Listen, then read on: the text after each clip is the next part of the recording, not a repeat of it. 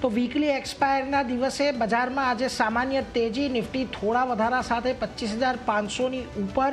તો બેંક નિફ્ટીમાં પણ અત્યારે આવી ખરીદદારી. મિડ કેપ અને સ્મોલ કેપમાં પણ ગ્રીન ઝોનમાં કારોબાર. આજે મેટલ અને ઓટો શેરમાં સારો ઉછાળો. બંને ઇન્ડેક્સ 0.5% વધુ વધ્યા. મેટલ ફ્યુચર્સમાં એનએમડીસી અને નાલ્કો ટોપ ગેઇનર્સમાં સામેલ. આ સાથે ઓઇલ એન્ડ ગેસ અને ફાર્મામાં પણ તેજી. પીએસયુ બેંકોમાં જોવા મળી રહ્યું છે દબાણ. નાયકામાં આજે થઈ બ્લોક ડીલ. 6 કરોડ શેર્સમાં થયા સોદા. 2.25% ઇક્વિટીમાં નોંધાયો મોટો સોદો. શેરમાં લગભગ 4%થી વધુનો ઘટાડો. બજારને ન ગમ્યા ડીમાર્ટના Q1 અપડેટ. શેર લગભગ 5% ઘટ્યો. ફ્યુચર્સમાં બન્યો ટોપ લૂઝર. મેક્વાયરી અને મોર્ગન સ્ટેનલીએ પણ શેરને કર્યો ડાઉનગ્રેડ.